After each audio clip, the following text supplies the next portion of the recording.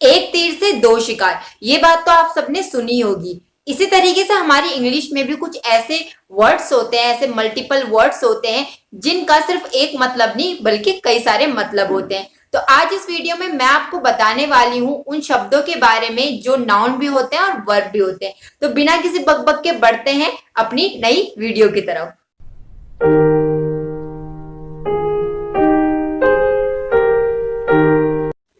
तो चलिए बात करते हैं अपने पहले मल्टीपल मीनिंग वर्ड की। तो पहला वर्ड है हमारा ड्रॉप, DROP, ड्रॉप। जी हाँ, मुझे पता है सब ड्रॉप का मतलब जानते हैं, बूंदे, लेकिन ड्रॉप का मतलब छोड़ना भी होता है या गिराना भी होता है। चलिए पहले समझ लेते हैं किस तरीके से। DROP ड्रॉप ये एज अ नाउन भी यूज किया जाता है और DROP ड्रॉप ये एज अ वर्ब भी यूज किया जाता है। ध्यान देने वाली बात यह है, प्रोनाउंसिएशन भी सेम है, स्पेलिंग भी सेम है, लेकिन हर जगह इनका मतलब अलग अलग है। एज अ नाउन भी अलग है और एज अ वर्ब भी अलग है। तो पहले एज अ नाउन इसका मतलब समझते हैं, जिसका मतलब होता है बूंदे।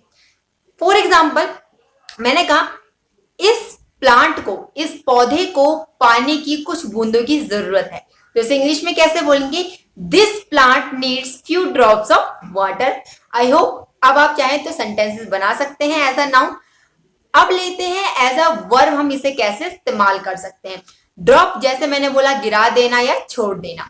फॉर एग्जाम्पल, इसने अपनी आइसक्रीम गिरा दी, तो इसे कैसे बोलूंगी? She dropped her ice cream.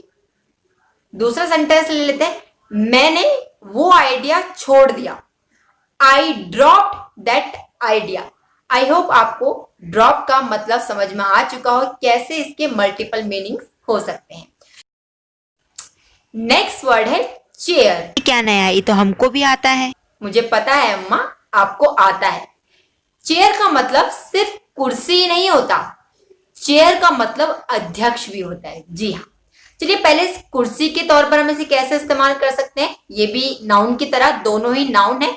अब इसका इस्तेमाल कैसे करेंगे? फॉर एग्जाम्पल, मैंने कहा ये चेयर काफी आरामदायक है, this chair is really comfortable. Second, मैंने कहा कि जो नई अध्यक्ष है उसके पास बहुत सारे आइडियाज हैं, तो कैसे बोलेंगे? The new chair has lot of great ideas.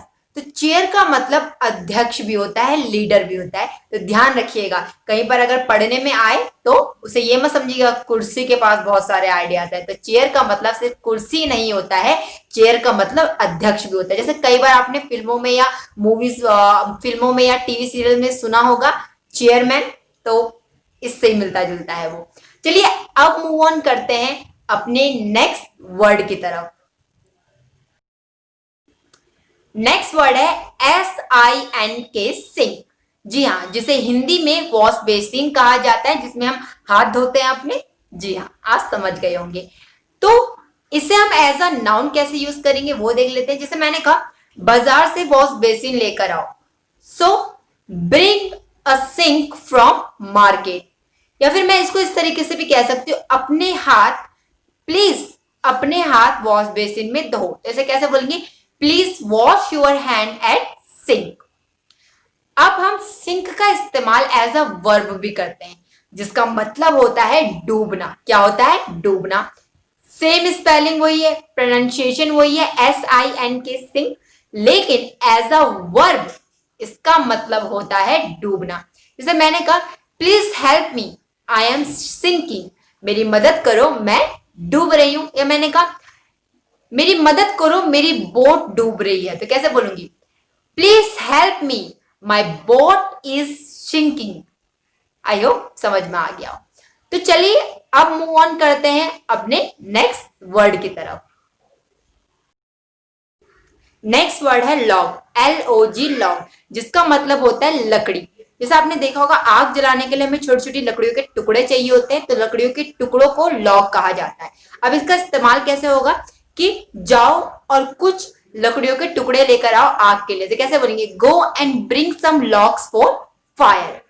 अब बात करते हैं लॉग को एज अ वर्ब कैसे यूज करेंगे। एज अ वर्ब इसका मतलब क्या होता है? एज अ वर्ब इसका मतलब होता है किसी चीज को दर्ज करना। मतलब कोई भी किसी की अटेंडेंस होगी, जैसे अटेंडेंस दर्ज करते हैं या कोई भी ब्यौरा उसको दर्ज करना है, किसी चीज में लिखना उसको, उसे भी लॉग कहा जाता है। जैसे फॉर एग्जाम्पल मैंने कहा my teacher always logs my attendance, मेरी जो टीचर है वो हमेशा मेरी अटेंडेंस दर्ज करती है। तो दर्ज करने को भी क्या कहते हैं, लॉग कहते हैं। मतलब किसी भी चीज का ब्यौरा रखना, उसे भी इंग्लिश में लॉग कहा जाता है। एज अ वर्ब वो लॉग होता है, LOG लॉग। अब बात करते हैं नेक्स्ट वर्ड की तरफ। चलिए अब बात करते हैं आखिरी वर्ड की, जिसका मतलब है wind, WIND, wind. As a noun इसका मतलब होता है a natural movement of air. जी हाँ, हवा। एज अ नाउन इसका मतलब होता है हवा। एग्जाम्पल ले लेते हैं, हवा बड़ी ही जोरदार थी, द विंड वॉज स्ट्रॉन्ग। अब इसको हम एज अ वर्ब भी यूज करते हैं, विंड को ही, WIND, विंड को ही एज अ वर्ब भी हम यूज करते हैं। अब एज अ वर्ब इसका मतलब क्या होता है, to move in the series of twist and turns. Twist and turns जो आपने देखा होगा, जो पहाड़ी क्षेत्र होते हैं वहां पर जो रोडें होती है वो कई बार टेढ़ी मेढ़ी मुड़ती है, तो उसको विंड कहते हैं। उस टेढ़े मेढ़े मोड़ को हम विंड कहते हैं, मुड़ना कहते हैं। अब इसका एग्जाम्पल हम कैसे लेंगे, the road winds as it passes through the hills. भाई जो रोड है वो काफी मुड़ने लगती है जैसे ये पहाड़ी क्षेत्रों से गुजरती है। तो आपने कई बार जब भी आप पहाड़ी क्षेत्रों में गए होंगे तो आपने रोडों पर इस तरीके के मोड़ जरूर देखे होंगे, तो उन मोड़ को एज अ वर्ब हम विंड कहते हैं, मोड़ को। तो आई होप आपको ये मल्टीपल मीनिंग वर्ड्स समझ में आए हों। आपको ये मल्टीपल मीनिंग वर्ड्स समझ में आए हों, किसका क्या मतलब है, एज अ नाउन हम इसे कैसे यूज करेंगे, एज अ वर्ब कैसे यूज करेंगे, और नाउन के तौर पर भी कितने तरीके से एक वर्ड के मतलब कई सारे हो सकते हैं। तो अगर आपको ये वीडियो अच्छा लगा तो प्लीज अपने चैनल इंग्लिश टीचर को लाइक, सब्सक्राइब और शेयर जरूर कीजिएगा। और भी एडवांस वोकैबुलरीज जानने के लिए इंग्लिश टीचर के FB पेज को भी जरूर फॉलो कीजिएगा। Thank you so much.